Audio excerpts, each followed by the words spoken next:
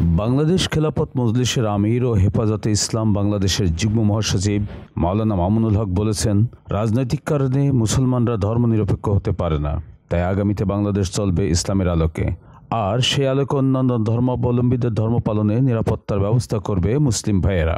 বৃহস্পতিবার 23 জানুয়ারি বিকেলে যশোরের অভয়নগরে মাদ্রাসা ইহইয়াউল উলুম আল ইসলামিয়ার আয়োজনে দরসে বুখারী, দস্তরে ফজিলত ও দোয়া মাহফিলে প্রধান অতিথির বক্তব্যে তিনি এসব কথা বলেন।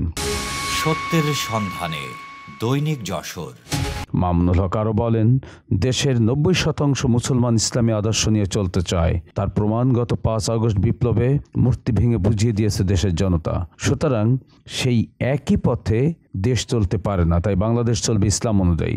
কোরআন হবে আমাদের সংবিধান। তিনি ধর্মনিরপেক্ষতার বিষয়ে বলেন, হাসিনা ও তার সহযোগীরা যেমন পালিয়ে ধর্মনিরপেক্ষ দেশে চলে গিয়েছে, বিএনপি সহ কয়েকটি রাজনৈতিক দল আওয়ামী লীগের সুরে তাল মিলিয়ে ধর্মনিরপেক্ষতার কথা বলছে। ধর্মনিরপেক্ষতা নয়, ইসলামের আলোকে চলবে আগামীর বাংলাদেশ। যাদের সমস্যা মনে হবে তারাও হাসিনার মতো চলে যেতে পারেন। ইসলামী রাষ্ট্র প্রতিষ্ঠায় আমাদের সংগ্রাম চলবে বলেও তিনি দাবি করেন।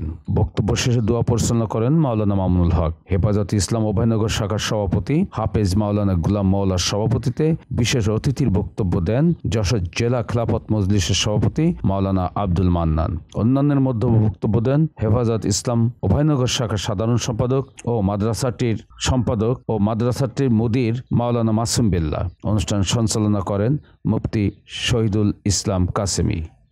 ডেস্ক রিপোর্ট, দৈনিক যশোর।